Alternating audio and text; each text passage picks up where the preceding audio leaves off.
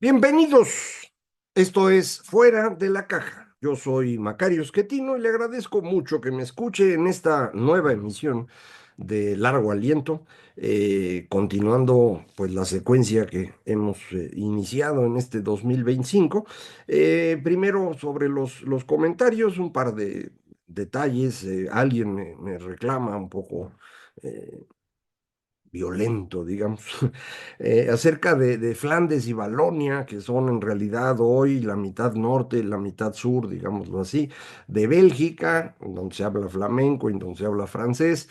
Sí, sin embargo, Flandes, en la época de Carlos, que era a lo que nos referíamos, creo que hace un par de emisiones, Flandes ocupaba todo el territorio, todo lo que ahora genéricamente llaman Benelux.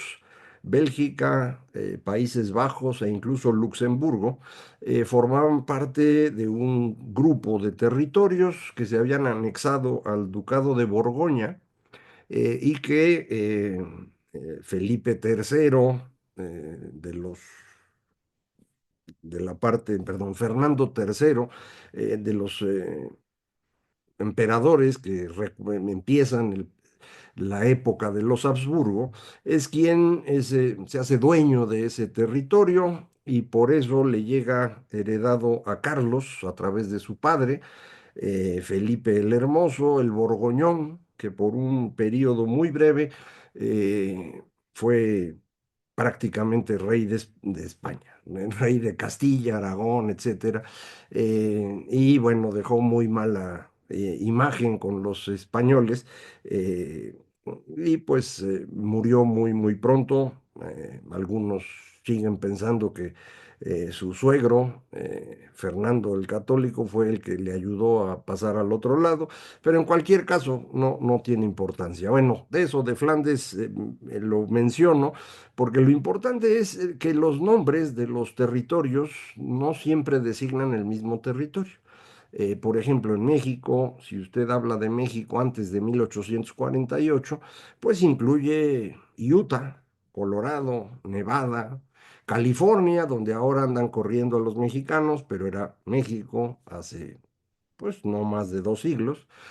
Si nos vamos antes del 36, de 1836, todo Texas también era parte de México.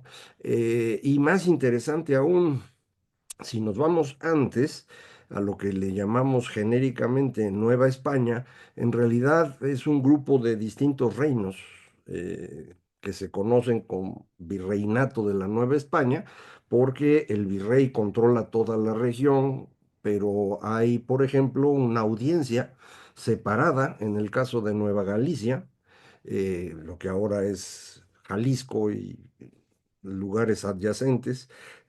Hay otro reino, Nueva Vizcaya, que es hoy Durango.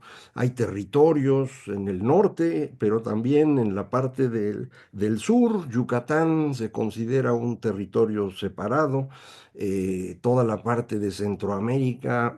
Un tiempo es territorio, otro tiempo es capitanía. Entonces, lo importante es los nombres de los países, vamos a decirle así, no siempre corresponden al mismo territorio y en ocasiones pues tiene uno que revisar bien para no hacerse bolas. El otro comentario que vale la pena mencionar es acerca de los estados papales que le decía yo, dejan de existir con Mussolini, con los tratados del Letrán. Y me dicen, no, esto en realidad ocurrió con la unificación de Italia, con Garibaldi en 1870. Sí, es cierto, en 1870, unificando Italia, pues el reino de Italia decide invadir los estados papales.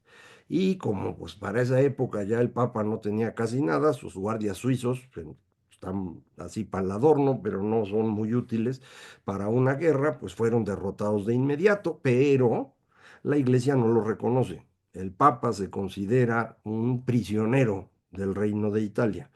El papado va a reconocer la desaparición de los estados papales cuando firma con Mussolini. Dicho de otra manera, para el Papa, o los papas que hubo en esa época, lo que ocurre entre 1870 y 1929 es parecido a lo que les pasó cuando se los llevaron los franceses a Aviñón. Eran en cierta manera prisioneros, estaban subordinados a un rey que tenía un ejército más grande, pero no por eso reconocían que hubieran perdido su territorio. Entonces, se aclaran estos dos puntos que sirven para que vayamos cuidando que no nos hagamos bolas en el camino. Y me voy a Fukuyama, que le había yo comentado que me interesaba platicar, el librote que se llama Los orígenes del orden político. Es un libro que cubre, digamos, desde el principio de los tiempos hasta la Revolución Francesa. Y Fukuyama prometió cuando escribió este libro que en el siguiente, una segunda parte de este trabajo, iba a cubrir de entonces a la fecha. Sin embargo, el segundo libro, que se llama Orden Político y Deterioro Político, eh, no está tan bueno. A mí no me gustó mucho. Lo escribió ya con la sombra de Trump encima y creo que pues, lo distrajo el acontecer cotidiano y no es tan bueno como el primero. Entonces, Los orígenes del orden político es el que me parece un muy buen libro, en donde él trabaja alrededor de esta idea que sí le alcancé a comentar en la ocasión anterior, y la reitero ahora. El orden político funciona cuando se tiene un Estado fuerte, limitado por la ley y responsable frente a sus ciudadanos. Revisando las notas que tenía yo del libro, encuentro que Fukuyama afirma que esto lo aprende de Alexander Kojev o Kojev. eh, Ese es, no sé cómo se pronuncia, Kojev, eh, era un ruso que estudió en Alemania y que se convierte en un intérprete muy particular de Hegel y Fukuyama lo sigue mucho. Su libro este del fin de la historia viene de la versión de Kojève de este fin de la historia al que se refirió Hegel después de la batalla de Jena o Jena. En 1806, Napoleón destruye al ejército de Prusia en esta batalla y Hegel dice, aquí termina la historia. Hemos ido avanzando en este proceso que para él es muy importante, de cómo el espíritu se tiene que entender a sí mismo y ese es el devenir histórico y en su opinión, la construcción del liberalismo francés que está llevando Napoleón por toda Europa es precisamente ese reencuentro. Eh, Como Hegel es un escritor profundamente confuso, eh, no queda claro, hay muchos intérpretes de él que piensan que cuando se refiere a este reconocimiento del espíritu a través de la historia, está hablando más bien del estado de Prusia, pero la versión que va a seguir Fukuyama a través de Kojève es que este reconocimiento ocurre a través de la construcción del liberalismo. Eh, Esto es importante porque esta es la manera en la cual Fukuyama entiende que vivimos mejor los seres humanos. Para él, el punto clave no es exactamente si se está generando riqueza, si somos neoliberales, como lo han acusado mucho. Su punto más importante es el tema de la dignidad, el timos. De hecho, escribe un libro después tratando de explicar lo que dijo en el fin de la historia, porque como nadie lo leyó, nomás lo critican, pues él trató de explicar, cosa inútil, porque los que sí habían leído, pues me imagino que le habían entendido, pero bueno, lo vuelve a hacer. Y en este libro lo recalca, la dignidad igual de todos los seres humanos es el fin de la historia. Alcanzar este punto es un proceso pues muy largo que Fukuyama cree en el caso de Europa fue facilitado por la Iglesia porque para la Iglesia todos los seres humanos son iguales. Esto, insisto, no es tan exacto, es todos los que creen en Cristo. Ese es el punto de partida. Los que no, pues no. Pero siendo un monoteísmo expansivo, pues tratan de convencer a todos de que vengan a la religión correcta. Y en esta religión correcta todos tenemos la misma dignidad. Es en este libro en donde aparece esta idea de que la iglesia va a construir una visión más individualista en Europa a través de este programa familiar, digámoslo así. Prohibir los matrimonios entre primos, garantizar la herencia a los hijos, pero también a la viuda en caso de que muera el proveedor inicial. El que las familias se separen cuando se casan de la familia original, estas reglas que se van construyendo, particular a partir del siglo séptimo en adelante, van a favorecer la familia nuclear y por esa misma razón la visión individualista.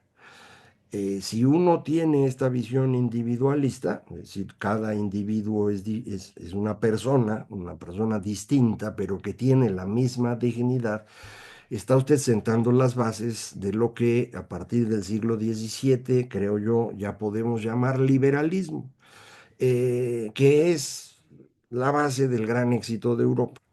Eh, Esta explicación ya la habíamos comentado el año pasado alrededor del libro de Joe Henrich, que se llama The Weirdest People in the World, que no tiene traducción al español fácil, porque weird es un acrónimo que había inventado Henrich con Loren Sayan hace ya 20 años, alrededor de los estudios psicológicos que se utilizaban mucho para decir los seres humanos son así o son así, asá. Estos estudios se aplicaban siempre a personas weird, es decir, occidentales educadas de países industrializados, ricos y democráticos. Ese es el acrónimo WEIRD. Y por eso, The Weirdest People in the World es la explicación de cómo Europa y los países europeos que no están en Europa, que son Canadá, Estados Unidos, Australia y Nueva Zelanda, va desarrollando esta forma distinta de pensar. Eh, Alguna vez alguien comentaba en Twitter que esta explicación de Henrich no era adecuada porque no explica otro lugar en donde hay familias nucleares y visión individualista, que es el sureste asiático. Al respecto, esto viene de una interpretación distinta de un pensador francés un poco extraño, que se llama Lawrence Todd, que ha estado escribiendo acerca de cómo la estructura familiar determina la ideología en las sociedades. Y coincide en esta idea de que el individualismo favorece a lo que va a ser el liberalismo y la revolución industrial y demás, pero a la hora de ubicar estas distintas familias, encuentra estas familias de corte nuclear que favorecen el individualismo en una parte del norte de Europa y sobre todo en la zona que tiene que ver con Flandes, con Benelux, los Países Bajos en particular y también las Islas Británicas, mientras que un poco hacia el este, toda la región de los países germánicos, para Todd es de familias autoritarias. Él clasifica a las familias con base esencialmente en tres criterios, creo yo. Uno es si se pueden casar o no entre primos. Este es un asunto muy importante porque si se permite el casamiento entre primos, usted va a mantener una familia muy cohesionada, una gran familia muy cohesionada, un clan. Y esto es la estructura más tradicional de los seres humanos. Una vez que rompe usted esto y pasa a lo que Todd llama familias exógenas, no endógenas, pues entonces empieza a tener una visión más de familias nucleares individualizadas o individualistas. Eh, la otra cosa que utiliza como parte importante es si se permite la herencia a uno o a todos por igual. Y finalmente, si la característica de los padres es el autoritarismo o no. Y con base en esto construye sus 8 tipos de familias distintas. No es tan claro en la distribución, ni tampoco está claramente documentado por qué es así. Ha habido quien ha intentado probar estas hipótesis con los datos y no es tan sólido.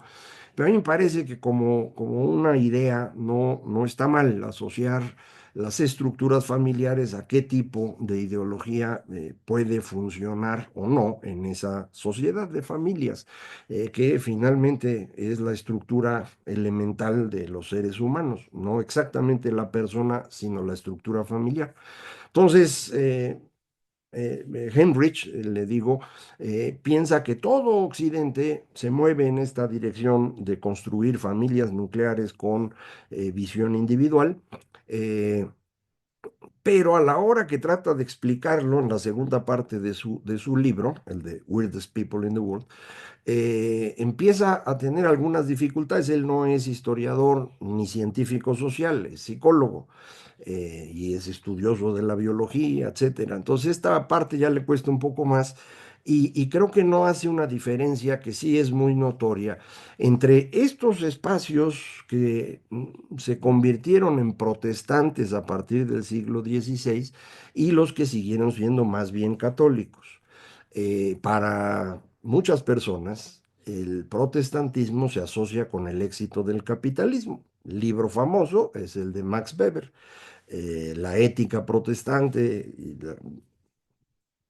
del capitalismo. Entonces, eh, para él, el protestantismo es el que explica el éxito de los países que se vuelven capitalistas más rápido. Eh, ya hubo alguien que se puso a revisar los datos de Weber y dice, pues es que el Weber seleccionó los datos que le convenían en la región que se vuelve exitosa, pues hay una misma proporción de escuelas católicas y escuelas protestantes. No es que en las protestantes se aprendiera a leer más que en las católicas. Entonces, tampoco es tan sólida la idea, pero sí nos hace ver un fenómeno que yo creo, y esa es la parte que me interesa comentar con usted, viene de antes. Esos países se hacen protestantes porque tenían una forma distinta de ver las cosas que la iglesia no permitía que avanzara.